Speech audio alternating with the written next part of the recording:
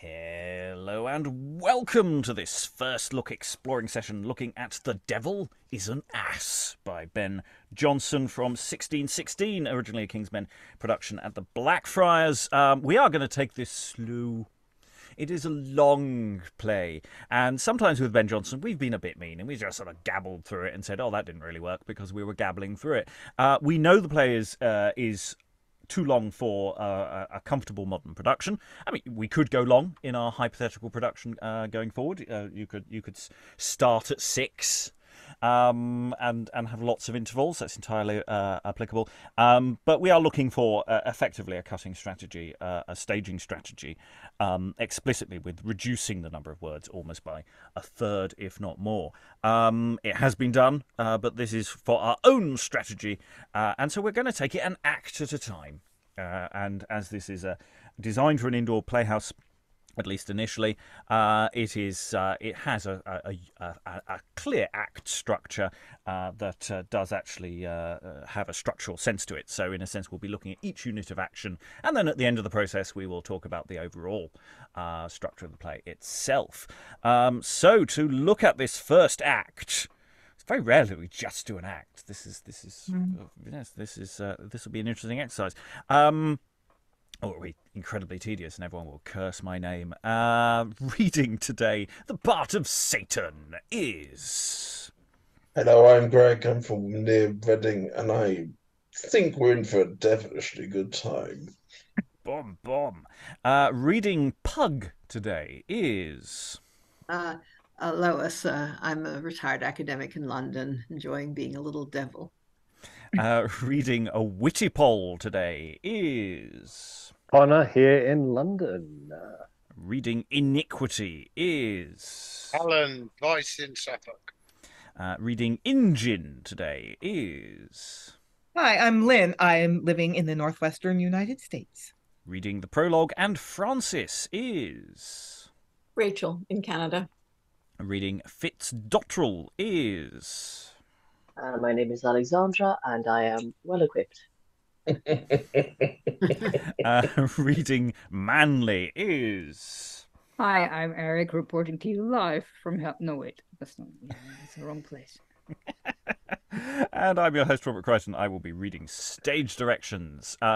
Just a note on the text as well. There are, I have removed some, but I have left some of the more amusing ones in the text that Jonson has annotated in the margins. Occasional notations on motivation and what's just, and occasionally just describing what is patently obviously going on. If they're in brackets at the side of the text, you don't need to read them out loud, but we may discuss them when we pause. As ever, only stage directions that live between dialogue will be read out by me, just so you know on that point. The usual bracketed side notes that may exist, you can omit out loud, because they're mostly motivations, though occasionally I have occasionally just removed the really obvious ones because we're adults, we can read things.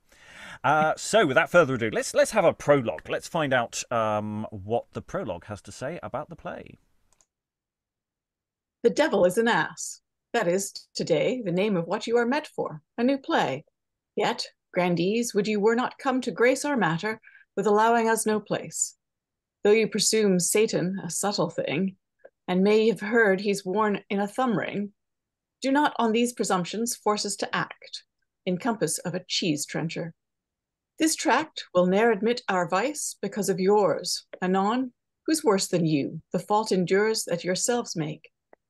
When you will thrust and spurn, and knock us o'er the elbows, and bid turn, as if when we had spoke, we must be gone, or, till we speak, must all run in to one, like the young adders at the old one's mouth. Would we could stand due north, or had no south, if that offend, or were Muscovy glass, that you might look our scenes through as they pass. We know not how they affect you. If you'll come to see new plays, pray you afford us room, and show this but the same face you have done your dear delight, the Devil of Edmonton. Or if, for want of room, it must miscarry, 'twill be but justice that your censure tarry, till you give some. And when 6 times you had seen it, If this play do not like, the devil is in it. And exit prologue. There's a lot of stuff to unpack there, mostly on a historical basis. There's obviously certain things you couldn't keep in a modern production seriously, in the sense of it's a new play. I'm going, well, really it isn't. It's now over 400 years old. You can't say it's a new play. Yeah, I suppose you could say a new production, but you can't say it's a new play. It's got a reference to the Devil of Edmonton. We haven't done that one for a while, but it's interesting that it's still referenced as being in the repertoire. This is a play. Would that be the Witch of Edmonton? No, the Merry Devil. Merry Devil of Edmonton, which is by this point about 16 years old. That up. We have done it a long time ago, which opens with a sort of Dr. Faustus spoof, and does other odds and ends. So yeah, it's a really interesting thing that play's still bobbing about, and it was performed on and off, and certainly been revived just prior to this play. So yeah, it's about Lois. Yeah, I mean, the main problem with this prologue is that it really only works if you're doing this play in a very small space, because that's what it's all about. I mean, it's about the audience sitting on the stage and giving the actors practically no room to move. And the whole thing is full of references to that. You know, this play isn't going to work unless you give us more room. Please get back. But, you know, there hardly is any theater where you would actually be playing like that now. Oh, I don't know. I mean, talking about the scale of the play, it's no spoilers really to say that the cast is the core cast is tiny for this play. It's very rare that we're going to have that many people on stage at any one time. The doubling potential is quite soon. So actually, as a fringe show, where you would be in a small space that you probably don't have any room, actually this might have legs. So actually, that element might come full circle, and have a additional life. I like the reference to Muscovy glass, which it's mica. It's I believe it has a different temperature threshold, so they use it in lanterns and things. That is my understanding, but I am not 100% certain on that point. So yeah. We've got lots of lovely bits in there. I feel I'd like to retain some of that, because it had a nice little bounce to it, but it's not fully usable except as a historical prologue. But yeah, if this play do not like, the devil is in't, and to be fair, I think that turn of phrase has existed elsewhere as well. I recall. Lois. Yeah, in fact, I think there is another play actually called "If This Play Be Not Good, the Devil Is in It." Yes, I don't.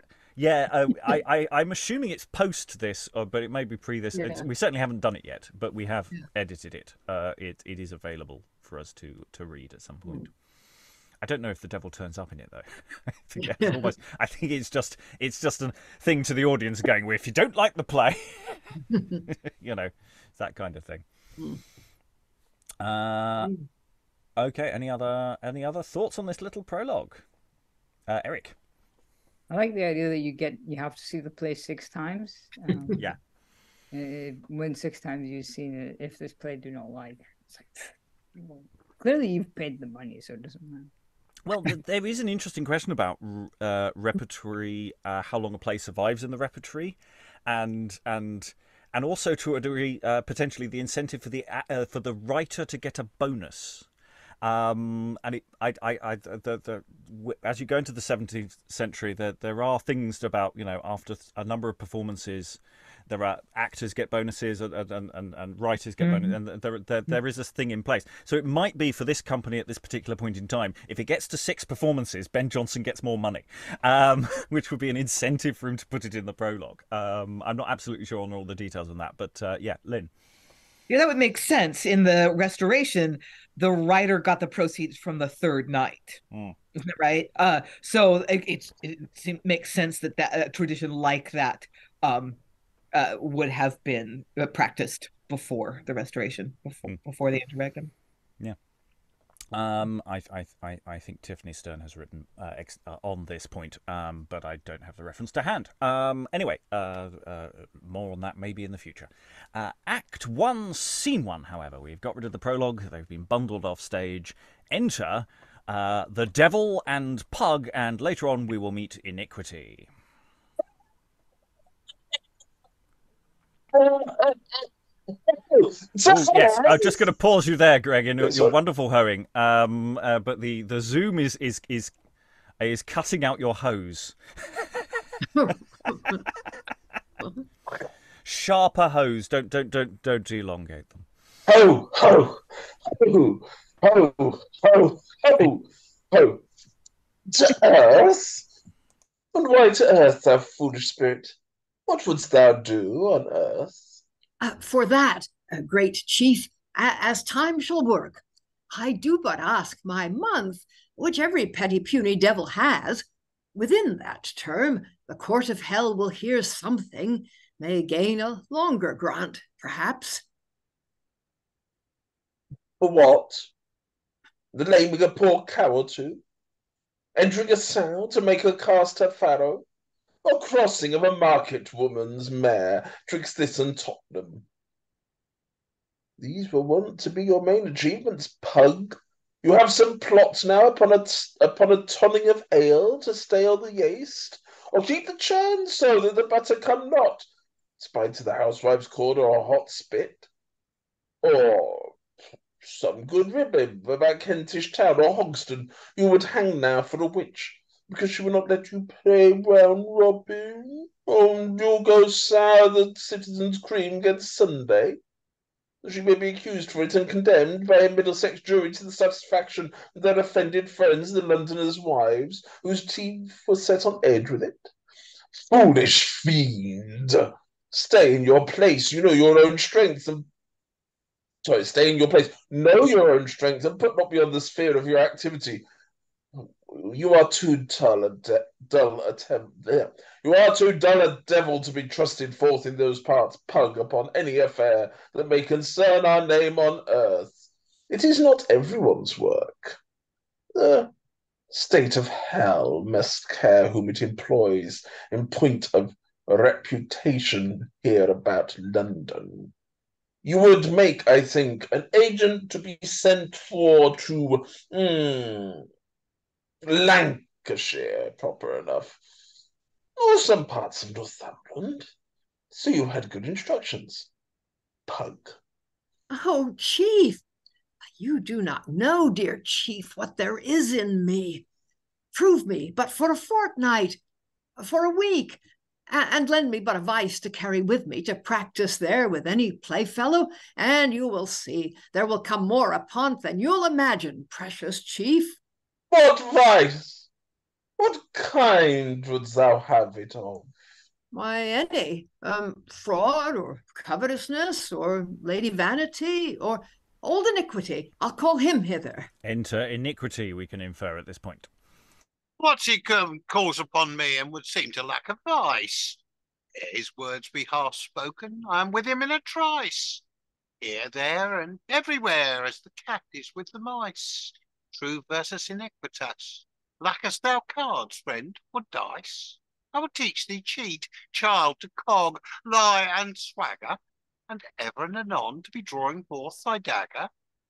To swear by Gog's nouns like a lusty Juventus, in a cloak to thy heel, and a hat like a penthouse, thy breeches of 3 fingers, and thy doublet all belly, with a wench that shall feed thee with cockstones and jelly. Is it not excellent, chief? How nimble he is. Child of hell, this is nothing. I will fetch thee a leap from the top of Paul Steepers to the Standard in Cheap, and lead thee a dance through the streets without fail, like a needle of Spain with a thread my tail. We will survey the suburbs and make forth our sallies down Petticoat Lane and up the Smock Alleys to Shoreditch, Whitechapel, and so to St. Catherine's, to drink with the Dutch there and take forth their patterns. From thence we will put in a custom house key there, to sit and see how the factors and prentices play there, box with their masters, and gild many a full pack, to spend it in pies at the Dagger and the Woolsack. Brave, brave Iniquity. Will not this do, chief? Nay, boy, I will bring these to the boards and the roysters at Billingsgate, feasting with claret wine and oysters. From thence shoot the bridge, child, to the cranes in the Vintry, and see there the gimlets, how they make their entry.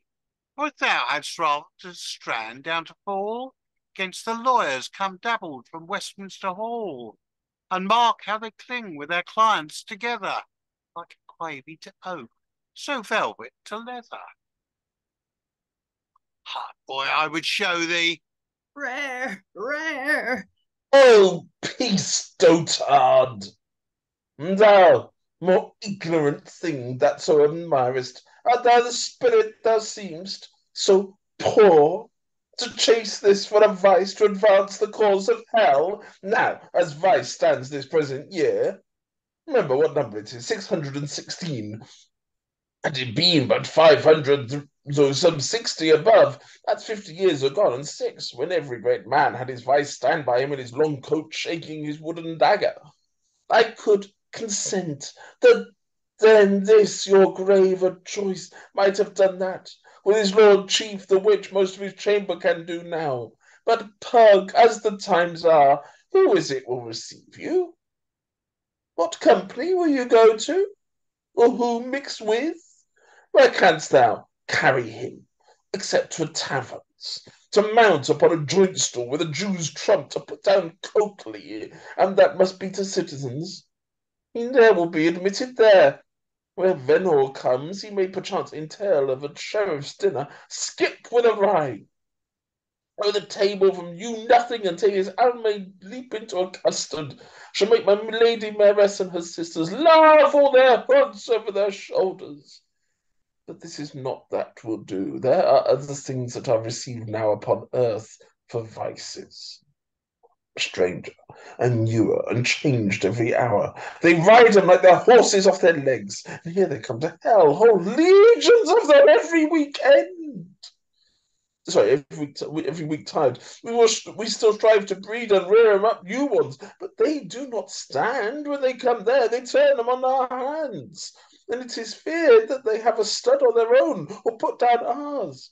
But our breed and trade will suddenly decay if we prevent not, unless it be a vice of quality. The fashion now, they take none from us. Carmen got into their yellow starch, and chimney sweepers to their tobacco, and strong waters, meth and a barley. We must therefore aim at extraordinary subtle ones now, when we just send to keep us up in credit, not old iniquities.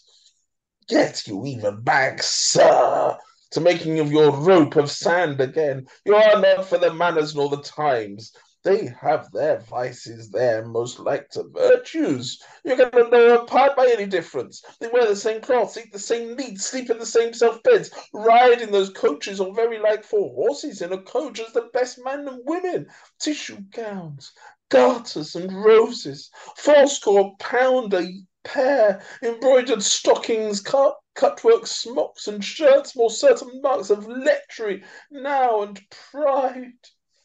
Oh, than e'er they were of true nobility. But, Pug, since you do burn with such desire to do the Commonwealth of Hell some service, I am content, assuming of a body, you go to earth and visit men a day. But you must take a body ready-made, Pug. I can create you none. Nor shall you form yourself an airy one, but become subject to all impressions of the flesh you take so far as humane frailty. So, this morning there is a handsome cut-purse hanged at Tyburn, whose spirit departed you may enter his body. For clothes employ your credit with the hangman, or let our bribe of brokers furnish you, and look how far your subtlety can work. Through these organs, with that body, spy amongst mankind. You cannot there want vices, and therefore the less need to carry them with you. But as you make your suit at night's relation, and we shall find it merits from the state, you shall have both trust from us and employment. Most gracious chief. Only thus more I bind you, to serve the first man that you meet, and him I'll show you now. Observe him, Yon is he. He shows a Fitzdottrel to him coming forth. You shall see first, after your closing. Follow him.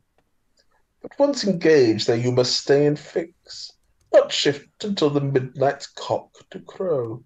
Any conditions to be gone. And away they go, and end scene. Okay, there's a lot of good stuff in here, and this is where we've got the challenge. We know. Okay, there's a lot of stuff coming at us. As ever, Ben gives us a whole series of iterations of similar things, so we've got a lot of choices here. But the shape of the scene is really fun. It's basically. I mean, it's sort of like someone's crashed The Apprentice and gone, Satan, I want to go and send me on a job. Satan starting with ho, ho, ho, ho, ho, ho, ho, ho, ho, ho, ho, ho, etc. I mean, that's the thing. It's Satan can hoe as long as he likes, as far as this script is concerned. There are no actual limitations to the amount of hoeing. It is full of dancing of ideas. It's full of details about London. It's particularly good for this group in the sense that a lot of us have read a lot of interludes, and it is nodding back so often to the vice of interludes with his wooden dagger, and even quoting titles of interludes as it's going past, though some of those are sort of now more proverbial terms than because interludes often fed off that as well anyway. But you get the impression that Ben probably had read some of them, or if maybe even seen some of them. So huge amounts of stuff, some of which obviously we delight in, but maybe a modern audience wouldn't. And it's a matter of now, okay, if we're saying we're cutting half of this, which bits do we get rid of and which do we keep? Where do we put our emphasis? Because actually, for part of our audience would love all the Vice stuff. If we did this as a season with Vice plays, then actually we'd keep that. So there are options here. It's not actually straightforward that this bit needs to go. It's just we know this bit needs to be shorter, but we don't know what bit of that bit necessarily goes. Thoughts from the room? Alan, then Greg. Yeah, I mean, we're very much back in a London milieu, which we haven't been for a while. We went through a run of plays some months ago, which were very London-centric and kept using various locations in London as markers, and we haven't seen one of those for some period of time, and I'm not quite sure whether that's because we've been dealing with different periods. Random chance. Yeah. Or whether it's the timeline that's got a bit phased, because I know we've been jumping about a bit in terms of dates of plays. Well, yeah, to say different genres, different things. This is definitely doing something with London, and it's really nice because Satan just goes, mate, you're not ready for London. They will eat you alive. Have you considered Slough? I had to laugh. We've got a posting. Western Supermare. Greg, if you could stop laughing. Sorry, I was doing fine till you said Slough, because that's literally about 15 miles up the road at the moment. I mean, it's a fabulous scene, and I love the fact that Satan creates these moments, so that obviously Fitzdottrel appears, but you almost want the guy being hanged just behind him, just as that scene happens, because you get that sense of it's a world. I think if I was doing this, I think I'd almost modernize some of this, cut it quite considerably, but also sort of give it more of a contemporary edge. Make it more accessible for the audience. Still use some of the London landmarks, maybe, but also instead of Lancashire, maybe say if you're doing it in wherever you're doing it, you pick somewhere just up the road. You pick somewhere you don't want to go there. Slough, Coventry, wherever you're performing it, you make something quite relevant. I think it felt like a very good old Iniquity Vice plays, but in a wonderfully funny, in a very good way. But I love the fact Fitzdottrel is the first person. I love the fact it's the first person you see. Yeah, because this is really dark. Is going right. You have to find a corpse to inhabit. And that, you know, but it's also still very light. None of this feels like I'm because, you know, Pug is patently a bit useless already, and Satan is all, it feels like just a good employee. It just feels like a very good line manager, just going, I have assessed your working capabilities, and it is not to be putting you here is not the right place. I mean, some of those London landmarks and some of those things can stay. You know, Kentish Town and Hoxton. You know, you can do something with that, especially these days, actually. You know, and so I like Greg's idea that you could just add a few more topical references actually into the mix there, so it speaks to a modern London there. Lois. Yeah, I can see maybe doing Iniquity, like, I don't know, a really bad old comedian music hall or something that's not going to get any laughs, or, you know, something like that. You could cut him a lot, but just have him doing tricks, because there's got to be something to explain why Satan thinks he's totally out of date. Yes, because he's doing the rhyme verse, isn't he? Yeah. When I saw, I did see a production that the RSC did years and years ago, I think in the 90s, and I think that one actually began with the hanging of the cut purse, which is quite a dramatic way to get the thing started. And then, you know, then it explains what Satan says at the end of the scene. You've got to take on a body, and there is one, you know. And I think a lot of it would work. I mean, the difficulty really is that it's relatively easy to cut, but on the other hand, part of the point is the sheer abundance, you know, of Jonson. That you don't just say something, you know, you say it with lots of exciting detail and go on and on. Well, yeah, I mean, partly it also maybe a pace thing. You know, if you know, Iniquity's got a patter, and it's actually very pleasing to listen to, even if you don't have a clue what he's saying. I mean, I think a lot of us do, because a lot of us, again, you know, we know of Paul's Steeple and the Standard in Cheap. We know those areas, and we know because we've literally, you know, looked at Lord Mayor's shows in quite a lot of detail. And I think modern people will know about Petticoat Lane and Smock Alleys, and will understand the joke that's going on at that particular moment. You know, so a lot of those things are there, but then we get to drink with the Dutch at the and the Custom House Quay, and see the, you know, some of that stuff starts to get a bit more vague. You sort of understand what it's talking about, but it's not as tight for a modern audience. So yeah, pruning, shears, but maybe keeping some of that. The point is there's a lot. I think Satan's return speech is the excessive one. It's the first one's it's all quite tight until Satan does the really big speech, where you're sort of going, well, you kind of said some of this before. Do we need all of that again? Eric, then Lynn. I was going to say it would be funny to keep it, because it's sort of like that kind of element of what do you call it, being in a board meeting, like the feeling that we got in what's it called? I need to look this up. I actually looked it up and now I can't remember. Like the dialogue of the unjust usurped primacy of the Bishop of Rome, where you had like this sort of demon / devil giving the devil giving a TED talk on how to take over the world, one bishop at a time.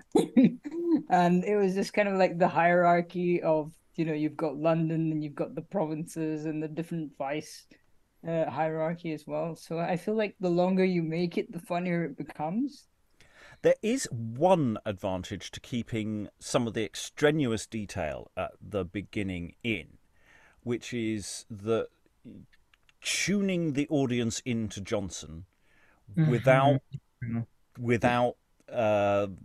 when it's something that doesn't matter so much, so that, you know, it doesn't matter if they catch all the details, but the audience has a chance to tune into the amount of the density of language that's coming at you.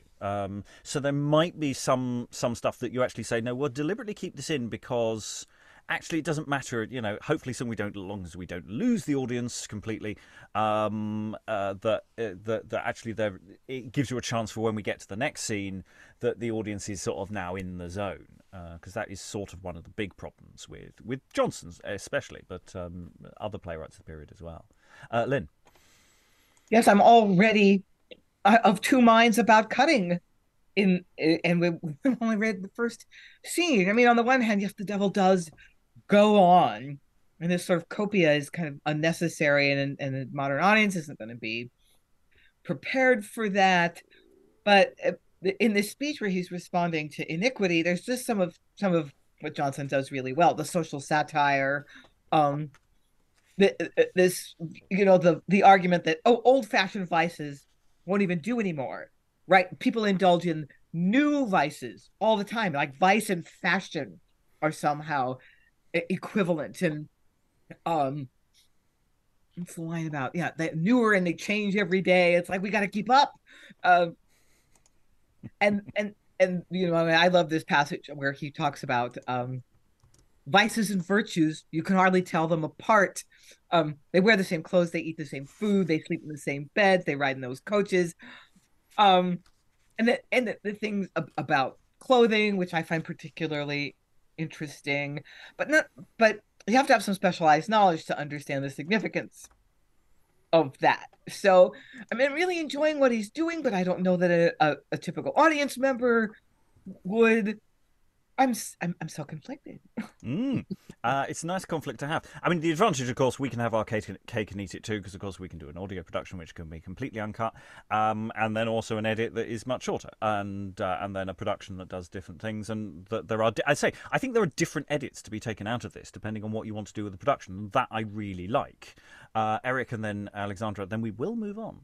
Well, I feel like you could do it sort of like, I've got a little list from the Mikado where you've got like, it's always improvised. Well, not improvised, but it looks like it's improvised, and it's always really well written because it's changed to like, how do you call it? It's changed to modern, aka contemporary for us references. And then, so by the time you get to any conditions to be gone, that Pug says, it actually feels like any conditions to have this like conversation over with, because it might lead to more lecturing. Yeah, I mean, it's like, chimney sweepers to their tobacco and strong waters. I mean, I don't think it's that difficult to find a modern analog for those things. It's vaping and microbrewery or something like that. It's you sort of see that, especially if we're going for Hoxton and get it, etc.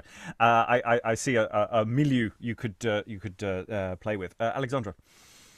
I wanted to say something very similar to what you said, Robert, about, there are multiple versions. I can offer two thoughts for how you could cut this particular scene. One is actually, unfortunately, to lose a lot of the fun of the verbosity that we've been talking about, but retain the very clear sort of logical sequence of what is occurring in order to clue the audience into sort of how this functions and what the point of this conversation, what the aim of the scene and the conversation are. And I think that's one way of getting them into the story. And the other one is, to keep a lot of this beautiful language. I think if you have, so this is a different option for cutting. I think if you have the option of visual aids in how you are producing this, so I think for an audio production that would be probably a lot harder to render. But in a production where you have this option to show the audience the thing that you are telling them, then you're connecting the word, the difficult and foreign language with things they understand, and you're also building the world of the space that these people are inhabiting. But that would be very financially well supported production. But because you could use maps for the descriptions of places. You could use, people coming on stage or something, again, I don't know, video or something, to indicate these numerous people in the descriptions. So yeah, those are, I guess, already two completely contrasting options. I especially for a scene like this, which is sort of set approaching London, but is also it's in hell. Visions can be conjured up at will, so I really like that idea that you can illustrate things and you can get a cheap laugh with some of them as well. So again, the words and the images are coming together, and so that they can interlock in a pleasing way, so that you can maintain some of the density because there's something for you to hang your hat on.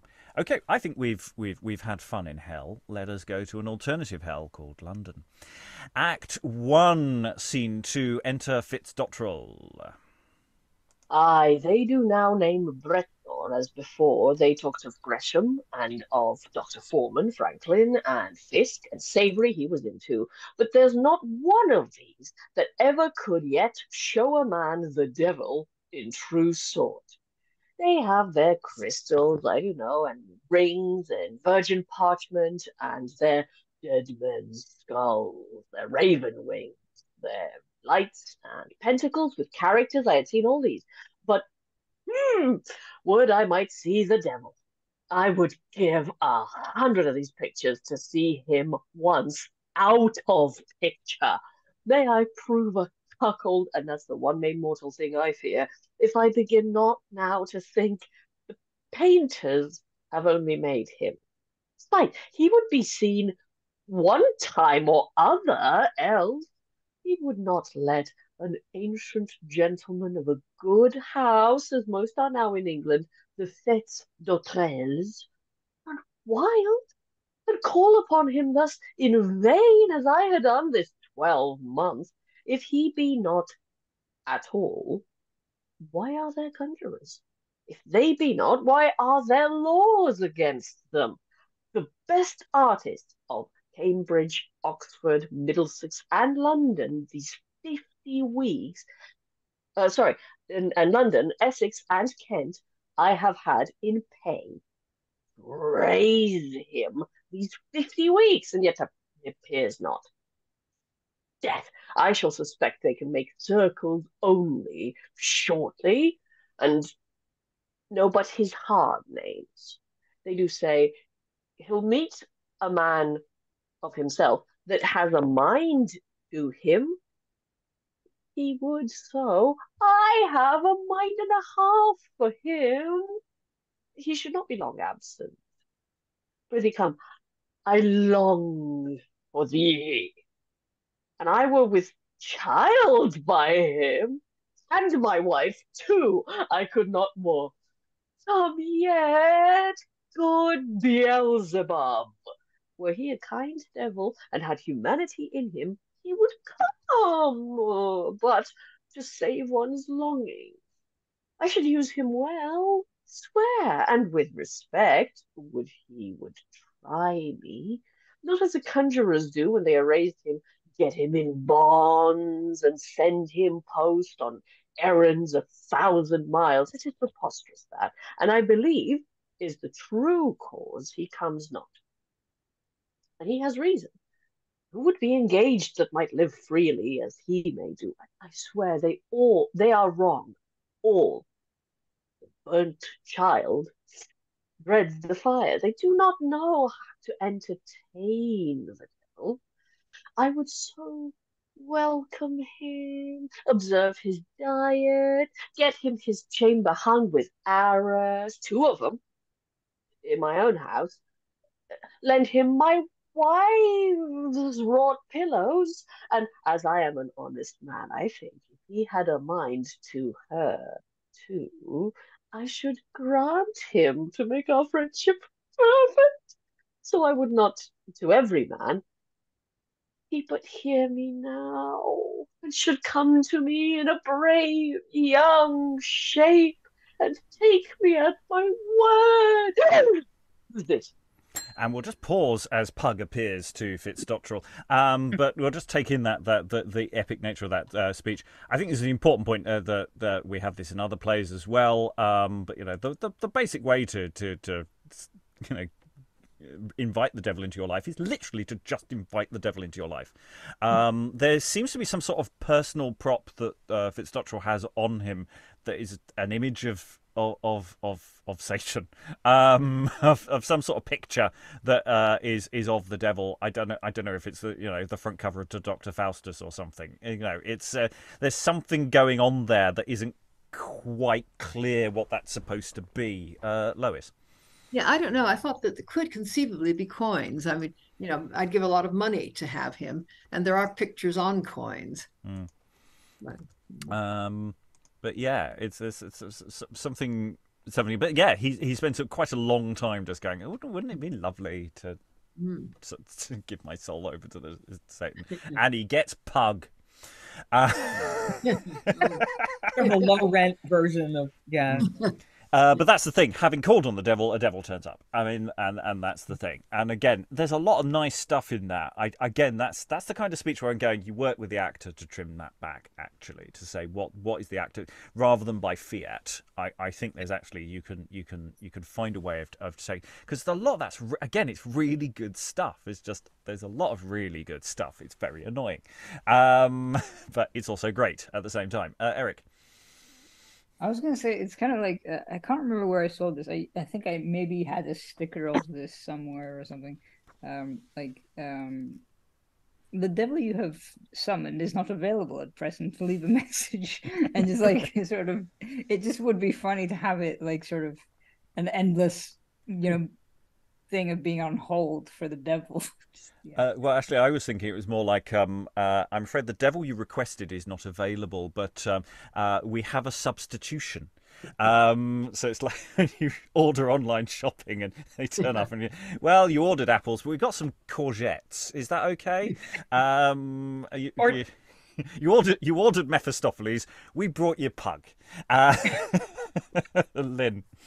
Or just like any, like half the time when you get something off of Amazon, it looks really cool in the picture, and it gets there like, yeah, it's just like that looked really cute, and it turns like it's really, really cheaply made or whatever, Okay. Getting something from Amazon, that's what that's like.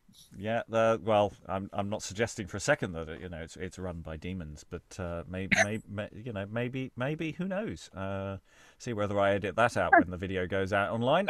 Okay, let's move on into the scene. The scene is still continuing, but as ever, we are following the logic of the scenes are labelled by major entrances and exits. So all of this is effectively one continuous scene in real terms. Act 1, Scene 3, enter Pug 2, Fitzdottrel. Sir, your good pardon that I thus presume upon your privacy. I am born a gentleman, a younger brother, but in some disgrace now with my friends, and want some little means to keep me upright while things be reconciled. Please you to let my service be of use to you, sir? Service? Oh, hell, my heart was at my mouth till I had viewed his shoes well, for those roses were big enough to hide a cloven foot. He looks and surveys his feet over and over. No, friend, my number's full. I have one servant who is my all, indeed, and from the broom unto the brush, for just so far I trust him. He is my wardrobe man, my cater, cook, butler, and steward, looks unto my horse, and helps to watch my wife. Has all the places that I can think of, from the garret downwards, even to the manger, and the currycomb. Sir, I shall put your worship to no charge, more than my meat, and that but very little. I'll serve you for your love. Without wages. I'll hearken to that ear were I at leisure, but now I'm busy. Prithee, friend, forbear me, and thou hast been a devil, I should say somewhat more to thee. Thou dost hinder now my meditation. Oh, sir, I am a devil. A true devil, sir.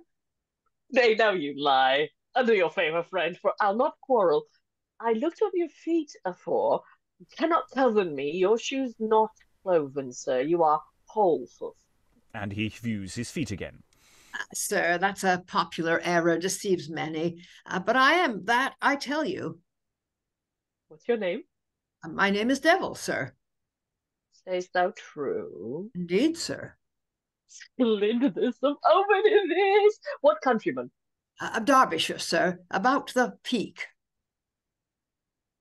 That hole belonged to your ancestors? Yes, devil's ours, sir. I'll entertain him for the name's sake. And turn away my t'other man and save £4 a year by that. There's luck and thrift too. the very devil may come hereafter as well.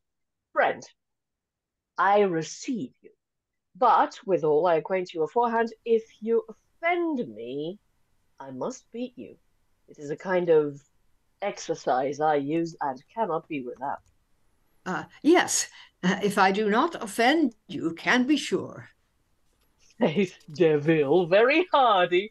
I'll call you very hardly. I'll call you by your surname, but I love it. And they remain on stage as we go into Act 1, Scene 4. Enter Injin, Wittipol, and Manly to them. Yonder he walks, sir. I'll go lift him for you. To him, good Injin, raise him up by degrees, gently, and hold him there too. You can do it. Shew yourself now a mathematical broker. I'll warrant you for half a piece. 'Tis done, sir. Is it possible there should be such a man? You shall be your own witness. I'll not labour to tempt you past your faith. And is his wife so very handsome, say you? I've not seen her since I came home from travel, and they say she is not altered. Then before I went, I saw her once, but sir, as she hath stuck still, in my view, no object hath removed her. 'Tis a fair guest, friend Beauty, and once lodged deep in the eyes, she hardly leaves the inn. How does he keep her? Very brave. However, himself be sordid, he is sensual that way, and ever dressing, he do study her. And furnish forth himself so from the broker? Yes, and that's a hired suit he has on now. To see the devil is an ass. Today, in the engine gets or £4 a week by him. He dares not miss a new play or a feast, what rate whoever clothes be at, and thinks himself still new in others old men's are old. But stay, does he love meat also? Faith, he does not hate it. But that's not it. His belly and his palate would be compounded with for reason. Marry, a wit he has of that strange credit with him against all mankind, as it doth make him do just what it is, list. It ravishes him forth, whither it please, to any assembly or place, and would conclude him ruined, should he scape one public meeting, out of the belief he has of his own great and Catholic strengths in arguing and discourse. It takes, I see, he has got the cloak upon him. And Injin hath one Fitzdottrel to say on the cloak.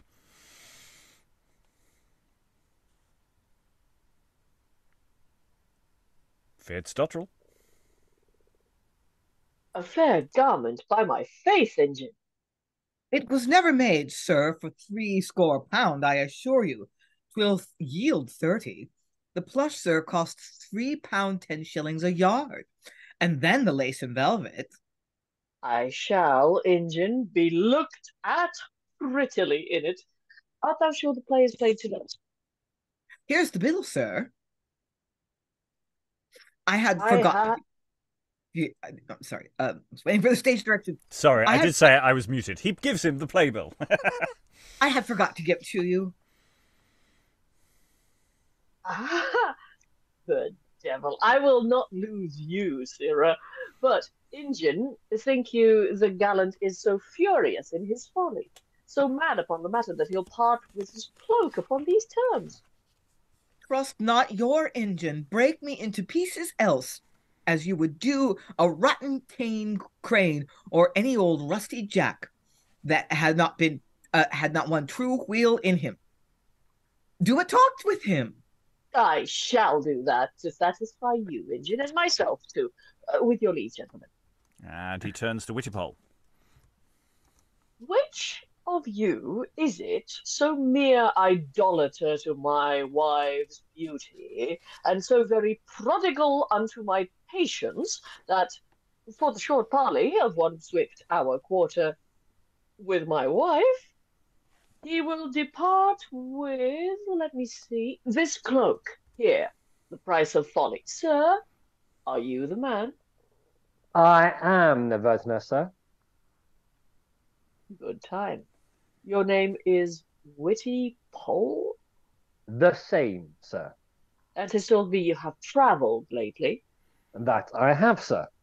Truly, your travels may have altered your complexion, but surely your wit stood still. It may well be, sir. All heads have not grown like growth. The good man's gravity that left you bland. Your father never taught you these pleasant matches? No, nor can his mirth, with whom I make him put 'em off. You are resolved, then. Yes, sir. Beauty is the saint you'll sacrifice yourself into the shirt to. So I still may clothe and keep warm your wisdom. You laid me, sir. I know what you will bear, sir. Well, to the point, 'tis only, sir, you say, to speak unto my wife?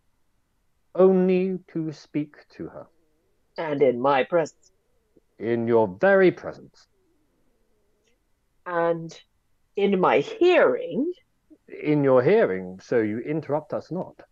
For the short space you do demand, the fourth part of an hour, I think I shall, with some convenient study, and this good help to boot, bring myself to.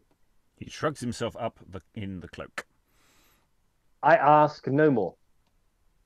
Please you, walk toward my house. Speak what you list, that time is yours. My right I have departed with, but not beyond a minute or a second, look for length. And drawing out, my advance much to these matches. And I accept all kissing. Kisses are silent petitions still with willing lovers. Lovers? How falls that your fantasy? Sir, I do know summertime. Forbid all lip work. I am not eager at forbidden dainties. Who covets unfit things, denies himself. You say, well, sir, 'twas prettily said, that same. It does indeed. I'll have no touches, therefore, nor taking by the arms, nor tender circles cast about the waist, but all be done at distance. Love is brought up with those soft, miniard band links. His pulse lies in his palm, and I defend all melting joints and fingers. That's my bargain. I do defend them. Anything like action. But talk, sir, what you will. Use all the tropes and schemes that Prince Quintilian can afford you, and much good do your rhetoric heart. You are welcome, sir. God be with you. Sir, I must...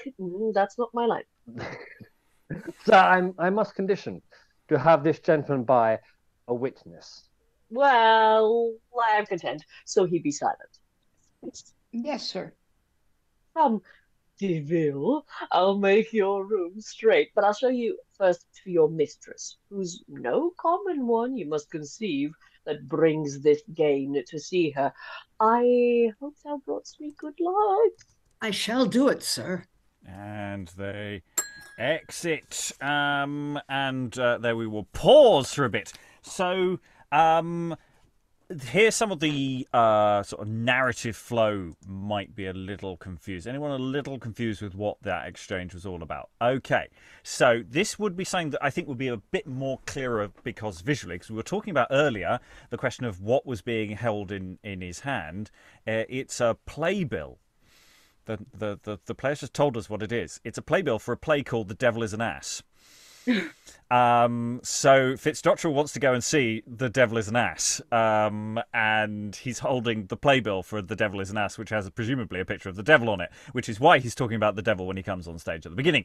It all now starts slotting into place, except this is a fancy indoor theatre, and, he hasn't got the clothing for it. So luckily, there's someone nearby who's got a fancy cloak who's willing to lend it to him, so long as he can talk with his wife upon certain conditions. So he's sort of hiring out access to his wife in exchange for a cloak. This is minor devilry. but certainly not virtuous action, I think it's fair to say, with what's going on here. Now, I think, I say, properly staged, that's quite clear because there'll be a playbill and you can sort of demonstrate these things a bit clearer. But there is a little bit of work to make that clear. I think there is a lot of other stuff going on here, and I think we can possibly get to it. But I liked the negotiation. I really liked I thought that was quite clear once we got to the negotiation back and forth. You can be with her, you can talk with her, no kissing, no, a whole series, and you're sort of sitting there going, what is Wittipol going to do to break these covenants without breaking the covenants? And this is the thing about demons. I mean, Pug hasn't really done anything. He's just sort of sat on the sidelines. But this is what you do. You make a devil's bargain with someone. And this is someone making a devil's bargain with another human. I mean, the devil's just standing next door. But also you have the negotiation with Pug himself, as well as, what your terms of employment. I am going to be I may beat you. There are those little details. Is that okay? Here is your 0 hours contract. So yeah, there's a lot going on in this scene, actually. Lynn, I think, was waving. Well, I hadn't caught that thing about the devil that he wants to see as the play, the devil. Yes. But actually, in our own times, that's not going to be. I'm thinking that's not going to be too hard to make clear, because pretty much every production you've ever been to has a program. You just have a program from the play that the audience is seeing right then. So you have this like really weird sort of meta moment where a program from the play that they are seeing is on stage, and they're like, I find that quite clever and funny. Because he's just nicked a poster, because the playbills are hammered around town all over the place. So he's just nicked a poster, and he's just going, I really want to see it. Yeah, so you have a program from the play that the audience is seeing, when you have a distinctive cover on it. So yes, a wise man once said, "Never take another man's bet." Never take another man's bet. And that's what Fitzdottrel, who is obviously not very bright, is doing. It's like, oh, okay. And my guess is that, my hope is that the scene between the wife and, is it Wittipol who's after her? Yes, Wittipol is the one making the bet, yes. Is going to be full of double entendre and punning and subtext that Fitzdottrel just isn't smart enough to follow. So they will be basically making a date, agreeing on an assignation, and it will, and every line will have two meanings, and Fitzdottrel will only have access to the surface meaning and not to the real meaning. I think Jonson is clever enough that he could pull that off. So I'm looking forward to that scene. And I quite like the meta theatrical joke here, because it's actually quite light. It's not Jonson taking a meta theatrical joke and just sort of just just keep going. It's just a little thing, and it just spurs the plot on. And it doesn't really serve any meaningful function at all, apart from this guy wants to meet a devil. Luckily, he's gone to see a play. He's going to see a play within a play about going to see it around and around again. It's just quite light. What was the other thing? I love the business with the. You don't appear to have cloven feet. It's a common misunderstanding. It's a really nice bit of business, that, and you see that in modern genre things as well, when you've got a vampire or something, are you afraid of the cross? And you go, no, that's from the films, mate. That kind of gag, and I really like that. It's full of these little moments. So I think there's a little. It's not so much even trimming here. It's a matter of slight bit of work to make in production to make sure it's clear what's going on, that Wittipol and his mates are plotting this, because it's sort of. Yeah, there is a sense you sort of figure it out as you're going along, and then once it gets going, it's sort of really all clear. So there's a little bit of that. Other thoughts before we go into the next little bit of action, Lois and then Eric. Something I find interesting is that Wittipol hasn't actually seen this woman since he went to travel. He's only been told that she's still as attractive as she was before then. It's rather curious that he has set this whole thing up without even having had another look at her. I mean, there is the point that Manley makes that once you've seen something beautiful, it really tends to stay with you. It's an interesting idea, just that he's been thinking about her all this time. Eric, and then Alexandra. I was gonna say that it's I'm trying to keep track of how many deals we've got going at the moment, because we've got the sort of the deal that Pug made with the devil. So like, I'm gonna go to Earth and do what you told me to do. And we've got the deal that Pug made with Fitzdottrel about the employment. And then we've got the deal that Fitzdottrel made with it's like I feel like I need a series of contracts, or like, I don't know, red string or something, just to start figuring out who owes things to whom. Yes, it'll be interesting to see how that dances daisy chains along throughout. Will we get another deal made in the next scene? We shall see. Alexandra. I just really like the fact that the devil's name is Deville, or however you want to pronounce that to make it sound like a modern surname. And then Fitzdottrel just kind of goes, "Ooh, that sounds promising. From where? Derbyshire. Yep, that makes sense." So that's a bit I really want to keep. Whatever else is getting cut. And there's an interesting folklore thing that I noticed, because they were talking about the was it the Devil's Arse, the place name. Because the thing is, there aren't that many place names that use the devil at sort of this period. We have lots of them today. Because what you get, I've just been reading a book about this. I can't remember what the title of it is or the author, but it seems what happens is the moment you get tourists, lots of local place traditions get renamed devil retrospectively, and there are lots of ancient stories to do with giants and fairies and things, but they all get turned into the devil. But actually, around about here, there aren't that many places genuinely called devil, probably because people actually believe in devils, whereas they don't really believe in some of the more minor things. So I'm interested actually whether that's genuine from the period or whether Jonson just made it up. I don't know, because there aren't that many where they're actually ancient names called devil. Many of them are 18th, 19th century, or in fact 20th century. I mean, it's like there's some of them made up in the 1970s by people who say just trying to turn something into a tourist attraction. I say 17th century is when you start getting a more active sense of tourist, of just people wandering around asking funny questions. Lois. Yeah, I think Jonson did write a long verse or song about this. I can't remember now where it turns up, maybe in one of his masques, about the devil's arse. So he kind of keeps the thing going, because Derbyshire, I think it is where the Newcastle family had their seats, and they were sort of patrons of his. So I think some of his stuff was actually written to be performed in Derbyshire. Okay, well, that's stuff to if you know more, put something in the comments. I'm sure that when this eventually goes out, by which point this will all be horribly out of date. Anyway, Act 1, Scene 5. We left the scene. Pug and Fitzdottrel exited, but Wittipol and Manley remained on stage. Injin, you hobo half your piece? 'Tis here, sir. Be gone. Friend Manley, who's within here? Fixed? Wittipol knocks his friend to the breast. I am directly the fit of wonder what will be the issue of this conference. For that never vexed yourself till the event. How like you him? I would fain see more of him. What think you of this? I'm past degrees of thinking old Africa and New America, with all their fruitive monsters, cannot show so just prodigy. Could you have believed, without your sight, a mind so sordid inward should be so spacious, and laid forth abroad to all that show that ever shop or where was?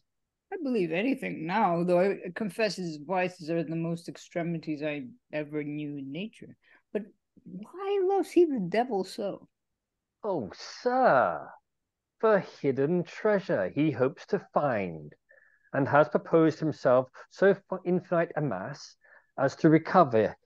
He cares not what he parts with of that present to his men of art, who are the race, may coin him, promise gold mountains, and the covetous are still most prodigal.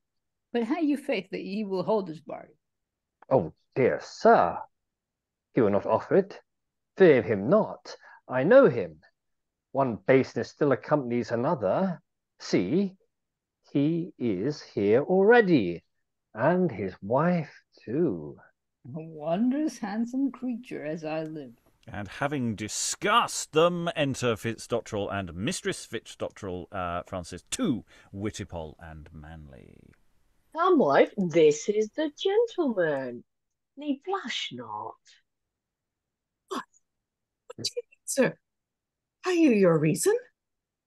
Wife, I do not know that I have lent it forth to any other, at least without a pawn, wife, or that I have ate or drunk the thing of late that should corrupt it. Wherefore, gentle wife, obey. It is thy virtue. Hold no acts of disputation. Are you not enough the talk of feasts and meetings, but you'll still make argument for fresh? Why, careful wedlock, if I have a longing to have one tale more go of me, what is that to thee, dear heart? Why shouldst thou envy my delight, or cross it by being solicitous when it not concerns thee? Yes, I have share in this. The scorn will fall as bitterly on me, where both are laughed at. Laughed at? Sweet bird, is that the scruple? Come, come, thou art in these, which are of your great house, which of your great houses, I will not mean at home here, but abroad, your family's in France, wife, sent not forth something within the 7 year may be laughed at. I do not say 7 months, nor 7 weeks, nor 7 days, nor hours, but 7 year, wife. I give them time. Once within 7 year, I think they may do something, may be laughed at. In France, I keep me there still. Wherefore, wife, let them that list laugh still, rather than weep for me. Here is a cloak, cost £50, wife, which I can sell for 30 when I have seen all London in it, and London has seen me. Today, I go to the Blackfriars Playhouse, sit in the view, salute all my acquaintance, rise up between the acts, let fall my cloak, publish a handsome man in a rich suit, and that's a special end. Why we go thither, all but pretend stand for it on the stage. The ladies ask, who's that? For they do come to see us, love, as we do to see them. No, now I shall lose all this for the false fear of being laughed at. Yes, so let them laugh, wife. Let him have let me have such another cloak tomorrow, and let him laugh again, wife, and again, and then grow fat with laughing, and then fatter. All my young gallants, let them bring their friends too. Shall I forbid them? No, let heaven forbid them. Or wit, if to have any charge on them. Thy ear, wife, is all I'll borrow of thee. Set your watch, sir, thou only art to hear, and speak a word, dove, to aught he says. That I do give you in precept, no less than counsel to on your wifehood, wife. Not though he flatter you, or make court, or love, as you must look for these, or say he rail, whate'er his arts, wife, I will have thee delude him with the trick, thy obstinate silence. I know advantages, and I love to hit these pragmatic young men at their own weapons. Is your watch ready? Here my sail bears for you. Tack toward him, sweet Pinnis. Where's your watch? He disposes his wipe to its place and sets his watch. I'll set it, sir, with yours. I must obey.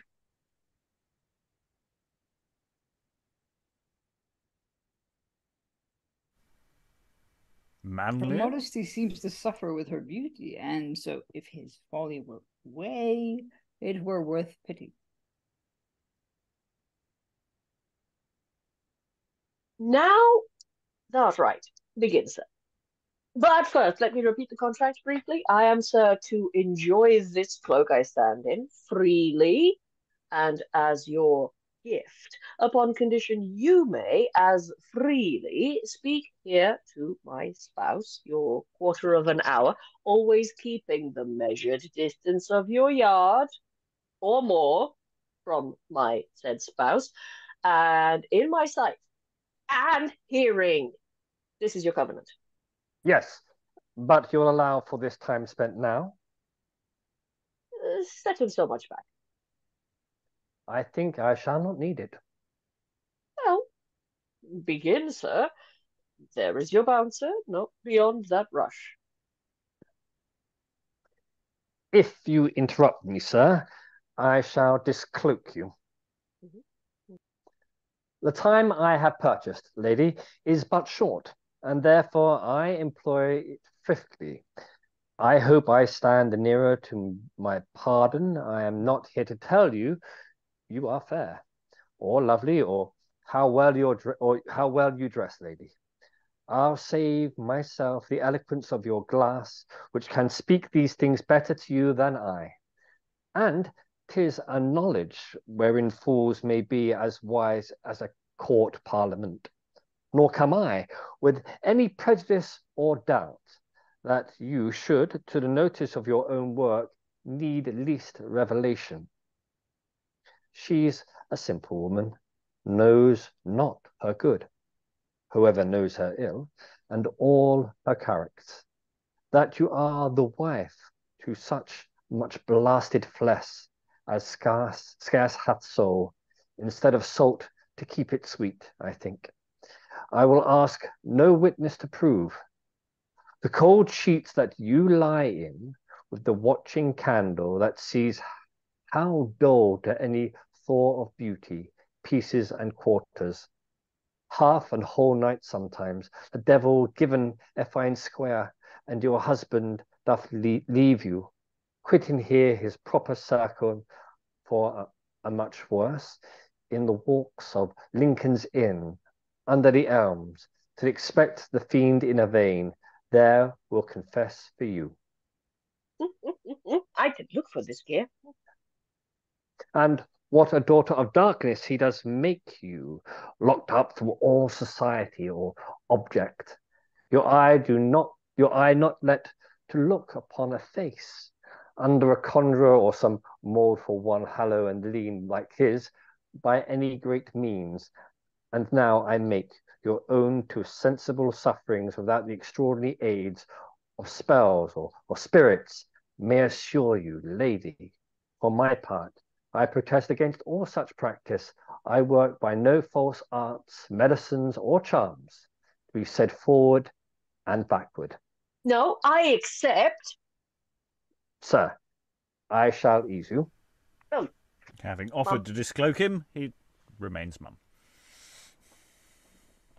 Nor have I ends, lady, upon you more than this to tell you how love, beauty's good angel, he that waits upon her at all occasion, and no less than fortune helps the adventurous, in me make the profit, which never fair one was so found to lose, who could but reach a hand forth to her freedom. On the first sight I loved you, and since which time, though I have travelled, I have been in travel more for the second blessing of your eyes, which now I have purchased, than for mine aim, than for all aims else. Think of it, lady. Be your mind as active as your beauty. View your object well. Examine both my fashion and my ears. Things that are like are soon familiar, and nature's joys still in equality. Let not the sign of the husband fright you, lady. The ere your spring be gone, enjoy it. Flowers, though fair, are oft but of one morning. Think, all beauty doth not last until the autumn. You grow old while I tell you this, and such as cannot as the present are not wise. If love and fortune will take care of us, why should our will be wanting? This is all. What do you answer, lady? Now the sport comes. Let him still wait, wait, wait, while the watch goes and the time runs, wife. How? Not a word? Nay, then I test a trick in it. Worthy lady, I can't be so false to mine own thoughts of your presumed goodness to conceive this as your rudeness, which I see is imposed, yet since you countless jailer here stands by you, and you are denied the liberty of the house, let me take warrant, lady, from your silence, whichever is interrupted consent, to make your answer for you, which shall be to as good purpose as I can imagine, and what I think you'll speak. No, no, no, no. I shall resume, sir. Sir, what do you mean? And in a moment he'll set Master Manley, his friend, in her place. One interruption more, sir, and you go into your hose and doublet. Nothing saves you, and therefore hearken. This is for your wife. And speaks for her. Must play fair, sir. Stand for me, good friend. Troth, sir, 'tis more than true that you have uttered of my unequal and so sordid match here. Of all the circumstances of my bondage, I have a husband, and a two-legged one, but such a mooning as no wit of man or roses can redeem from being an ass. He is grown too much the story of men's mouths to escape his landing. Should I make it my study and lay all ways, yea, call mankind to help to take the burden off, why, this one act of his, to let his wife out to be courted and at a price, proclaims his asinine nature so loud, as I am weary of my title to him. But, sir, you seem a gentleman of virtue, no less than blood, and one that every way looks as he were of too good quality to entrap a credulous woman or betray her.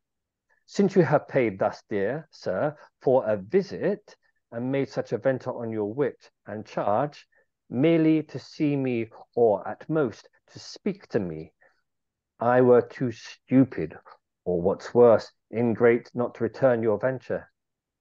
Think but how I may safely do it. I shall trust my love and honour to you, and presume your ever husband both against this husband, who, if we chance to change his libel ears to our ensigns, and with labour make a new beast of him, he shall deserve, cannot complain. He is unkindly dealt with. This day he is to go to a new play, sir. From hence no fear nor authority, scarcely the king's command, sir, will restrain him. Now you have fitted him with a stage garment for the mere namesake, where there no thing else, and many more such journeys he will make, which, if they now or any time hereafter offer us opportunity, you hear, sir, you'll be as glad and forward to embrace, meet, and enjoy it cheerfully as you. I humbly thank you, lady. Keep your ground, sir. Will you be lighted?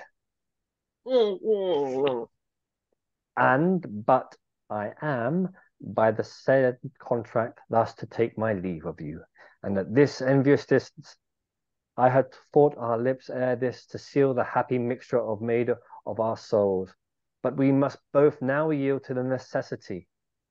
Do not think yet, lady, but I can kiss and touch and laugh and whisper and do all those crowning courtships too, for which they and the public have allowed no name. But now my bargain binds me to a rude injury to importune more, or urge a noble nature to what of his own bounty is to prone to. Else I should speak, but lady, I love so well, and as I will hope you'll do it too. I have done, sir. Well, then I have won. Sir, and I may win too. And we're going to pause there because there's quite a lot to unpack in that scene, which again, the visual dimension adds something too. So we've got a game here, which is it's not quite speaking without repetition, deviation. In a minute, you've got in theory it's a 15-minute time span. So hence the fact that it's this is something that needs to be timed. I think we can adjust the time that he's got with his wife down. But what we've got here is he starts his appeal to her, and she doesn't reply to him. So he then pretends to be her replying to him to make his case. So he rearranges the situation, does her, and then goes back to his place and says thank you, which is all really quite fun. It just as a cold read and there's just a massive text, and without that physical blocking going on. It's a bit of a slog, but the game that this scene is doing is actually really quite solid. I think there's real potential here. I think that we just need to say it's not a 15-minute speech, because I don't even believe then it was a 15-minute speech. I think it's he does it within the time limit. But I like the idea that there is a clock and you rehearse this and you time it and you make this a precision mechanism, which I think Ben Jonson would have approved of, even if we change the precise amount of text that we use here. Thoughts from the room on this one? I say it's a fiddly one and it doesn't land desperately well as is. Lynn, then Rachel, then Alexandra. I'm wondering what Frances is doing this entire time. Right? She doesn't object. She doesn't say, "You don't speak for me. Shut up. What are you talking about?" She has been told by her husband not to speak, so she is not allowed to speak either. I mean, that isn't to say she's not reacting, but she technically isn't allowed to say anything. That's a very challenging task for an actor to like, how is Frances reacting to this? I mean, you could play it so that she's like, oh yeah, that's what I would have said if I could have said it, but I'm not allowed to say anything, my husband told me not to, or she could just be shocked, like all this is going on outside of her control and she's being, we have it again, the traffic in women as commodities. It's such a It gives a lot. There are a lot of questions which the play will give us some answers to later on, I'm sure. But at the moment, we don't know the answers to it all because she hasn't said anything. Rachel. Yeah, until we know where Frances ends up, it's difficult to know how she's going to respond to this. But the Wittipol's imagining of her speech begins with an insult to her husband, being such a moonling and no wit of a man. You can see her sort of, yep. But then not wrong, yeah, not wrong there. But then when it gets to the point about that she's been let out to be courted as a prize, like, hang on. So on. So she could have I was beginning to wonder how she might be responding in her enforced mute state. Alexandra. Yeah, I had 2 points. One is the 15 minutes. They mention Wittipol says, but you're not going to count the time that you and I have been talking, are you? Yes, okay, fine. Let's turn the watches back again. No, do you know what? I'm not going to need it. So actually, I think further to your point, I think you can play with the idea of it's going to be 15 minutes because it will never get there, and that's kind of part of Wittipol's witty or wise kind of arrangement.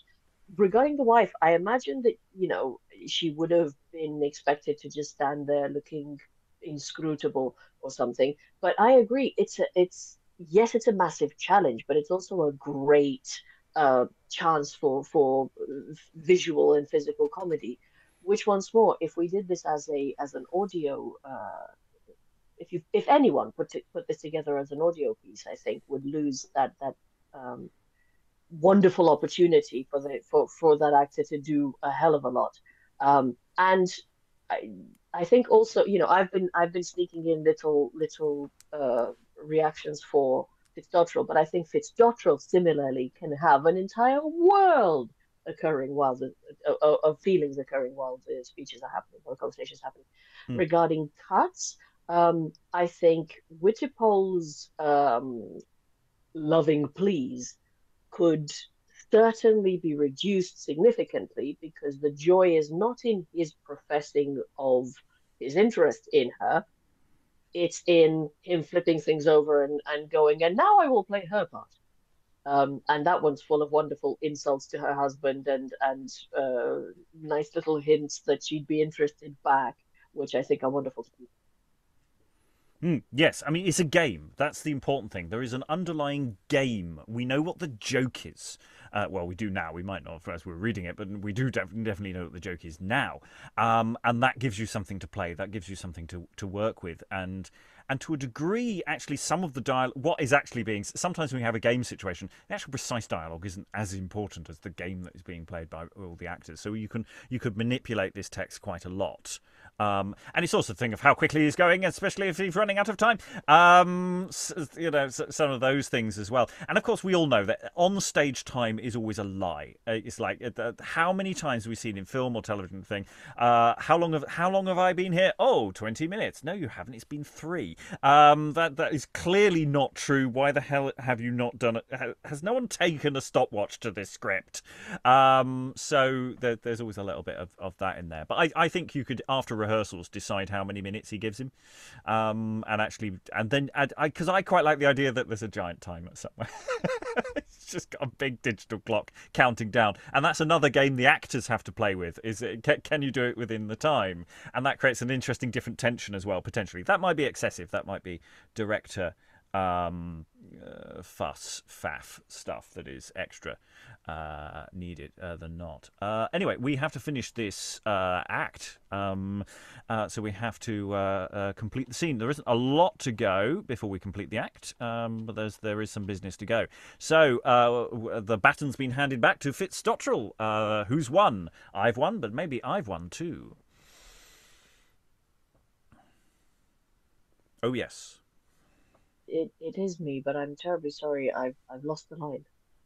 Oh yes, no doubt on't. Oh yes, no doubt on't. I'll take careful order that she shall hang forth ensigns at the window to tell you when I am absent, or I'll keep 3 or 4 footmen ready still of purpose to run and fetch you at her lodgings, sir. I'll go bespeak me straight a gilt carroche for her, and you to take the air in. Yes, into Hyde Park, and thence into Blackfriars, visit the painters, where you may see pictures and note the properest limbs and how to make 'em. Or what do you say unto a middling gossip to bring you together at her lodging under pretext of teaching on my wife some rare receipt of drawing almond milk? Huh? It shall be a part of my care, good sir. God be with you. I have kept the contract, and the cloak is mine own. Why, much good do it you, sir.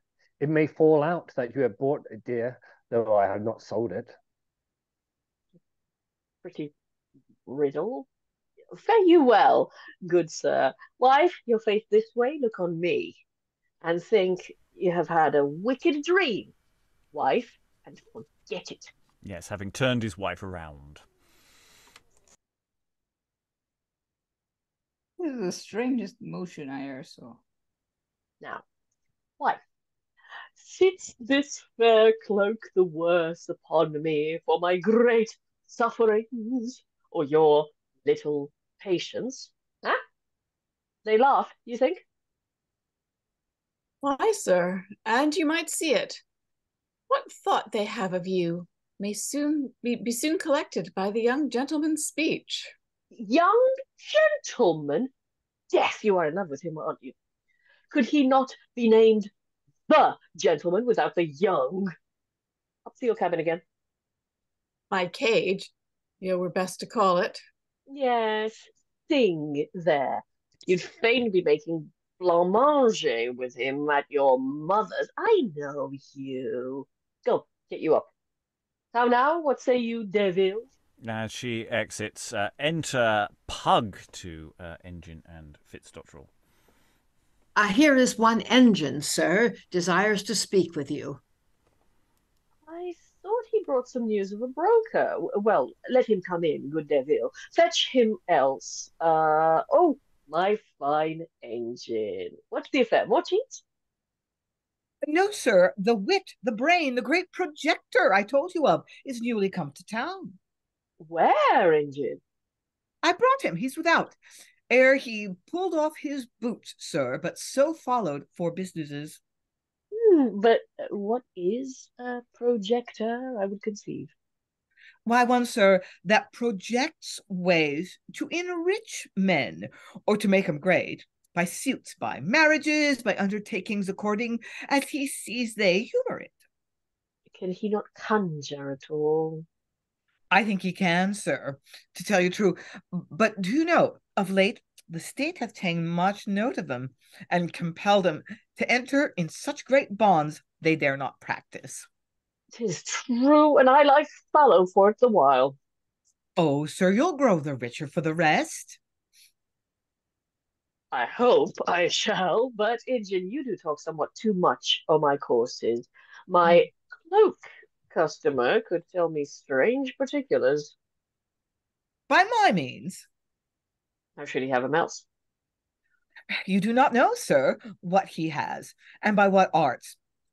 Moneyed man, sir, and is as great with your almanac men as you are. That gallant? You make the other wait too long here, and he is extreme punctual. Is he gallant? You shall see. He's in his riding suit, and he comes now from court. But hear him speak. Minister matter to him, and then tell me.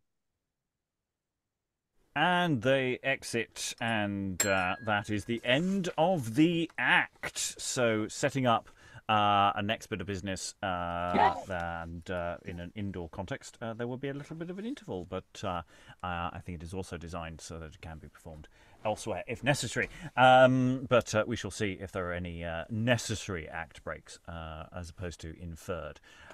So we have the voice of Rachel, Francis as Rachel as Francis. There we are.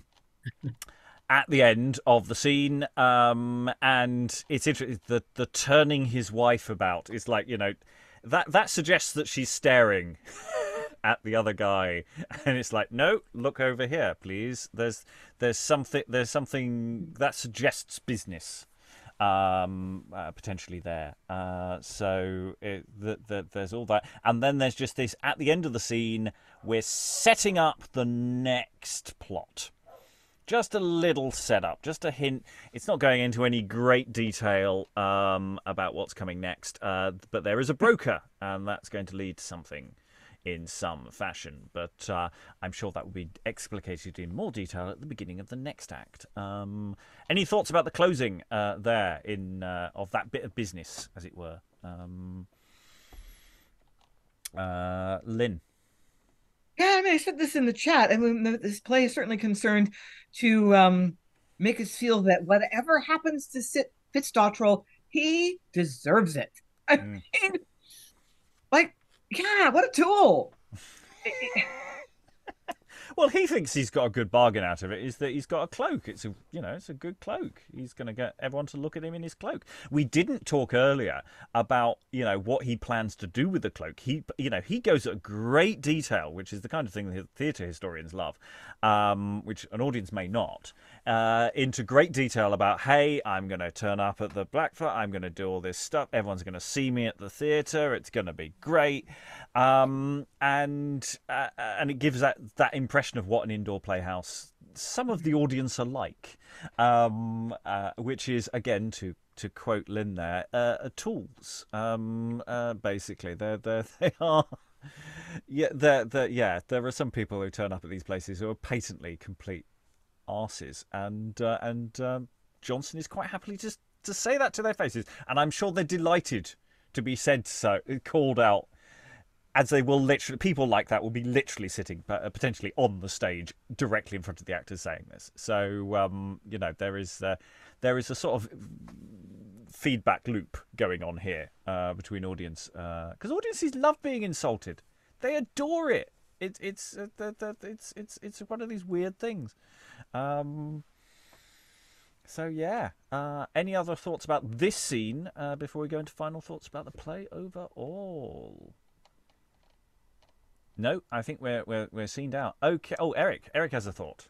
Well, it's kind of cool that you do get the wife's opinion at the end of it, where it's like, okay, you go back to your cabin. It says Fitzdottrel, and then you've got like the wife going, "My cage, you mean?" And it's like, oh, so this is the dynamic between them. It kind of, yeah.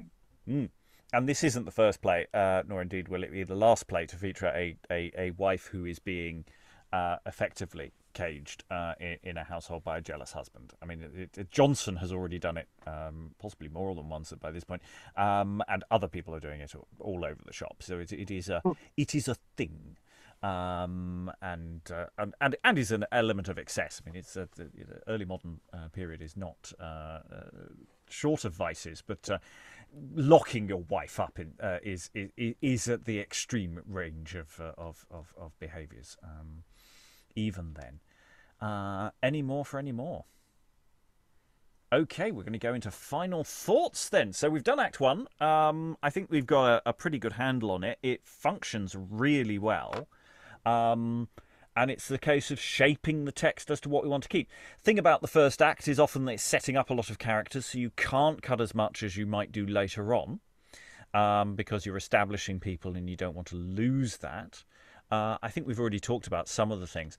I mean, with the scene we've just done, the bulk of that scene, we've got a game that we can play, but there's an awful lot of text there that is not necessarily as exciting. Whereas with Satan and Iniquity and Pug, even though they were long, I was enjoying those speeches. But then some of them are less necessary. So it's an interesting balance as to what we want to keep and what we don't want to keep. So final thoughts. Where are the pinking shears going through this one? I'll go to Lois first. And at the moment, I'll ask anyone who has seen a production of this to not reference too much of that, to think on a thing. And actually, just mentioned earlier, someone was talking about audio versions. If anyone were to do that, and there are two I can find online already. So one I know about the Lords of Misrule, who I in fact interviewed on the podcast about their production, but also there's a LibriVox one as well. And they, I'm sure, had very different attitudes to cutting. So anyway, Lois, any final thoughts?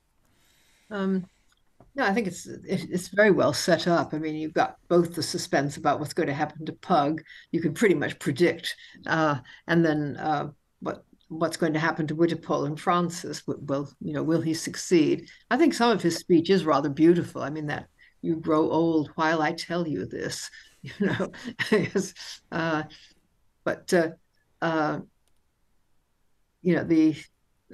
just sort of set up as a kind of game, and then we hear about somebody else arriving who is apparently a big schemer. So there's obviously something else in the wings.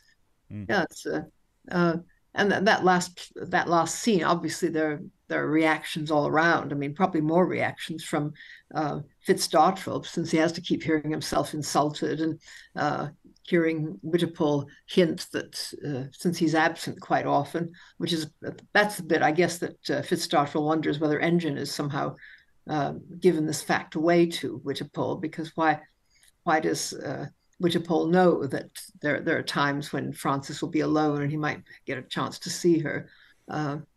So anyway, he could be reacting to that, not just annoyed, but also wondering how Wittipol knows it. Games within games within games, and giving characters something to play with. Rachel, any final thoughts? Not really. Just thought it was fun setup. Interested to see how it all plays out. Really, yep. I have to say, I think this has been the most fun we've had with a Jonson, as it were, since Volponia. Possibly the case is altered. We've had an up and down ride with Jonson, but the potential here. I've actually to say one slight bum note is just I so far I feel Pug has been underused. Oh, so do I.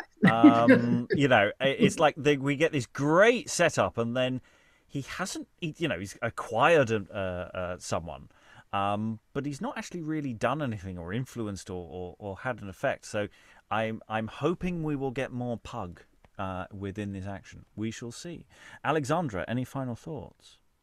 Yes, so regarding cutting this down, I think whatever version we go for, I, I think it is essential to keep those things that move the plot along. But I would also very much argue for one aspect that is entirely non-vital to the plot, but is so unique to this play, which is the meta-theatricality. I would really, really strongly suggest making efforts to keep that.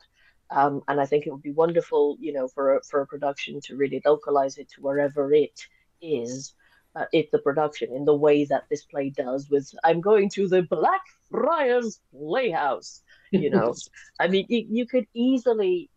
I was thinking of Edinburgh, for example. Substitute St Giles for St Paul, Cowgate for the Conduit. There are always some sort of local references that you can throw in, even if they don't perfectly match spatially, they'll match the meter or the other way around. So you can really give your audience this sense of this is happening in the theatre that you are watching this thing in right now, and the devil has come to your specific town.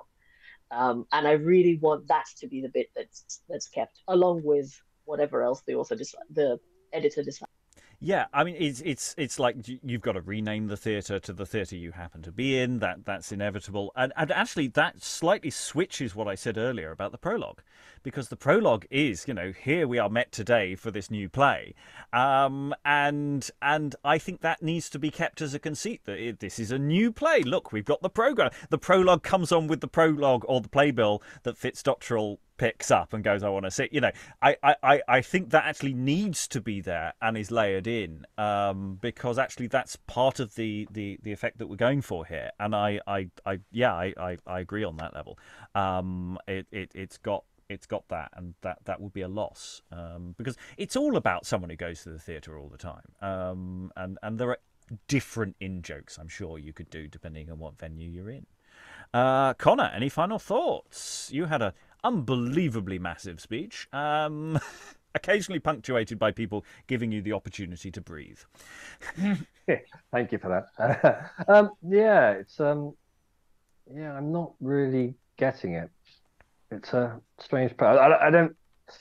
I think with the visual comedy and making it localized to the area, that really would make it something more than what it seems to be on the page just reading it. I'm kind of struggling with it. I don't think the big chunks of text are helping either. No, I mean, that's the thing is, we didn't really know what the game with that text was until you did it. So it's a case of doing it again, knowing what the game is. You can do something with it. Like, but as a cold read, it's hard. It's hard to really get something with it. So doing a second read with it and then taking the shares to it afterwards would be interesting, because there is so much to play with and explore. But yeah, definitely localizing it and then changing things like modern references and then matching it with the physical comedy, I think would bring it to life more than what just off the page does. So the challenge, if you're doing like a radio production of this, would be really a challenge.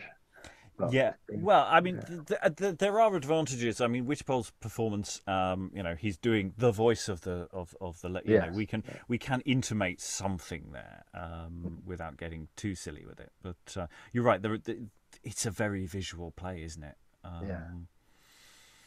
So that's an interesting challenge to go back and see what Lords of Misrule did with it. Actually, I had a conversation about it. There's a whole podcast where I talked to the director, or one of the directors. Alan, any final thoughts? Yeah, I must admit it's not really setting me afire, but I think part of it is because so much of it depends on actually visualizing where people are in the space, how they're reacting one with another. And that is damn difficult to do, particularly on a cold read. But in any audio production, it almost needs the voice of the book describing the action, which would make the damn thing even longer. But with audio, it doesn't matter because we could do it episodically. I mean, that's the thing. I feel we could do it 5 episodes. I mean, I think the thing is that we've spent, an hour and a half, over an hour and a half on Act 1. And I suspect the amount of time that we've taken out for chatting about it is probably not dissimilar from the amount of additional audio description you would need to do.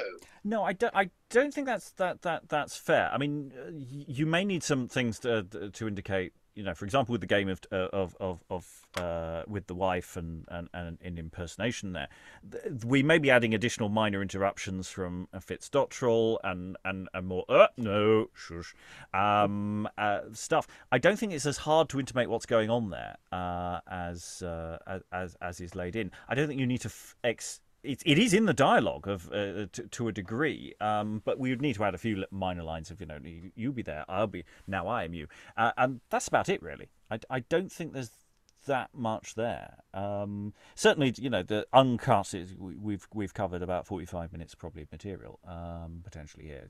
It's not short, but the pruning shears are pretty obvious, I think, in terms of the options that we've got here. I'm not going, I don't know what to cut. I'm just going, I'm not sure what mood I am for what I cut, which is a different I think way. part of the trouble is there's some long bits there, but they almost work as set pieces on their own. I mean, the Devil's speech about London could almost be done as a standalone piece.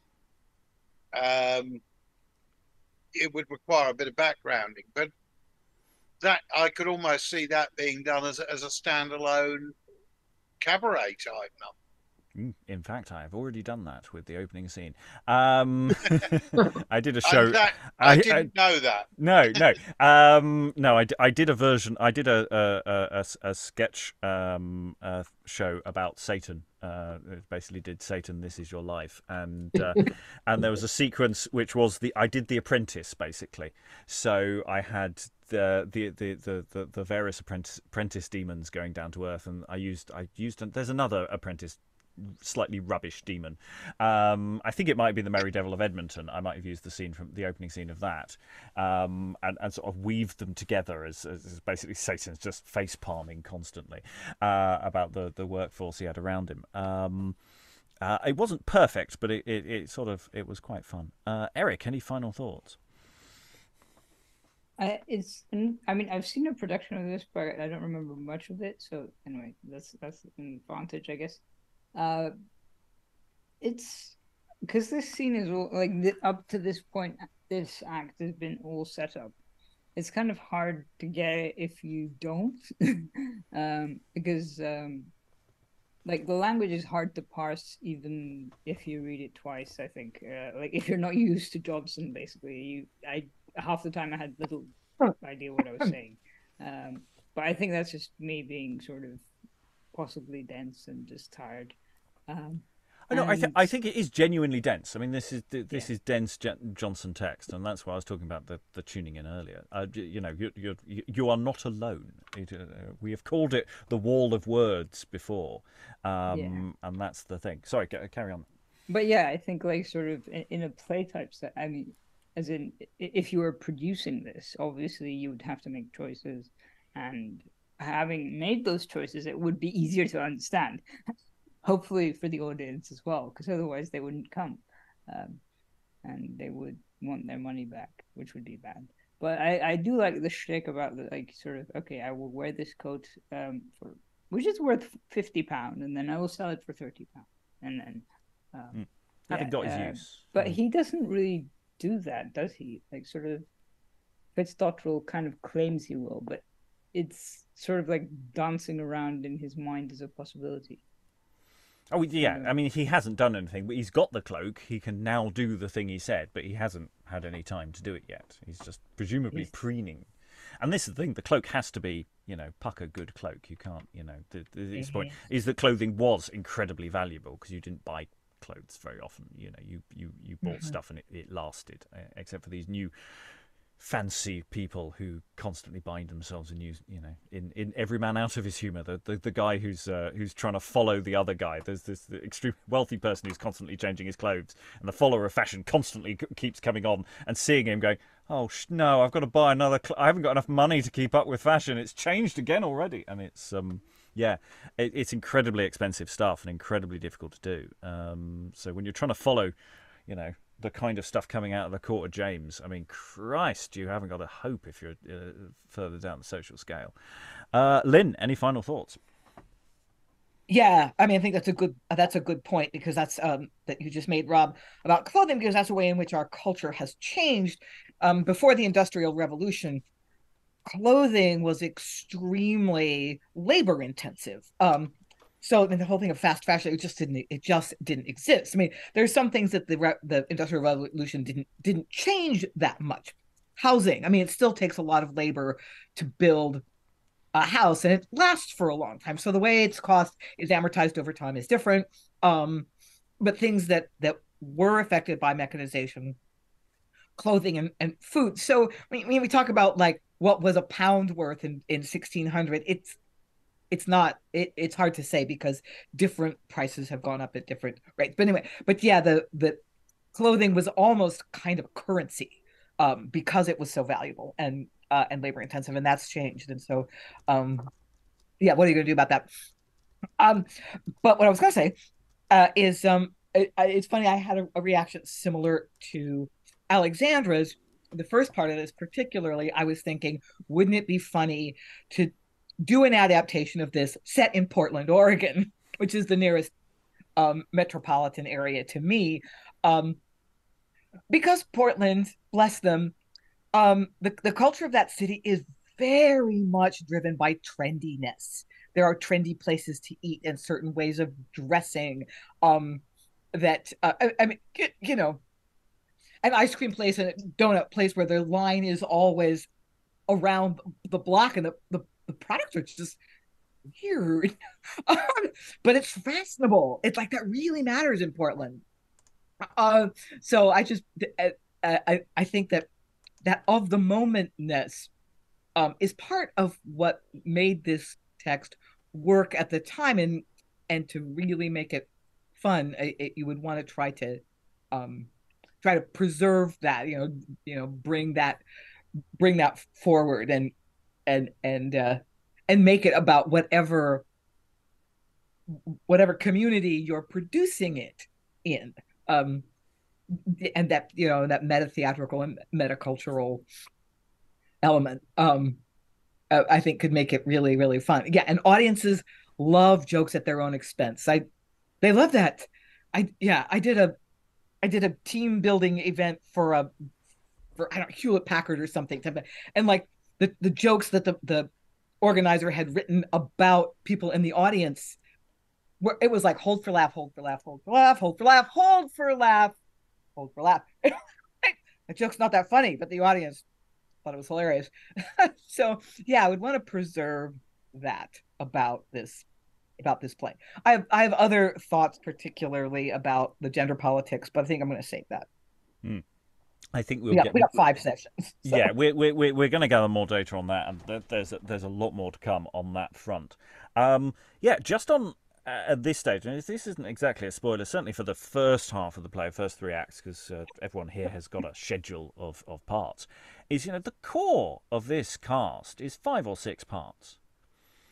That, there are certain other parts who are continuous and probably you can't double in a sensible way. But this is an incredibly tight play in terms of the number of actors we need. And so when we're looking at cutting and looking at adaptation, this is one where I'm looking very high up of going, this is a contender just structurally.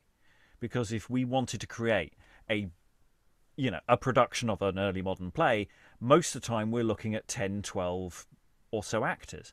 Well, at the moment, I'm looking at this going, you can do a pucker early modern play, a big playhouse play, potentially with an incredibly small cast. And that really excites me.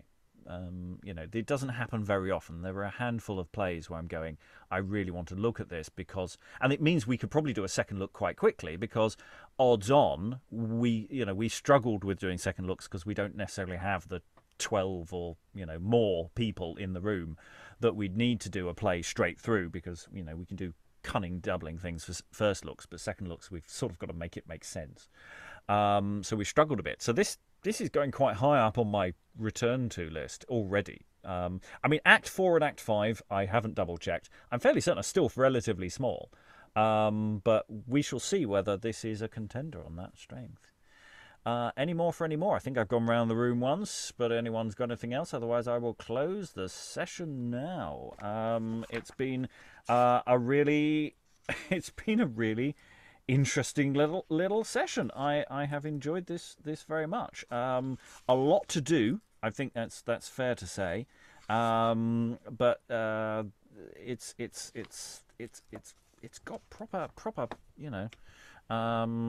chops to it that we can probably do a fair amount with. But on that note, all that remains is to say, if you're interested in reading plays like this, you can join us online. There are sign-up sessions on our website, beyondshakespeare.org. They are constantly updated, and we meet several times a week on Zoom. Anyone can just sign up and join, and we will give you a part. And that's how we work. You can join us rather than just watch and listen to us.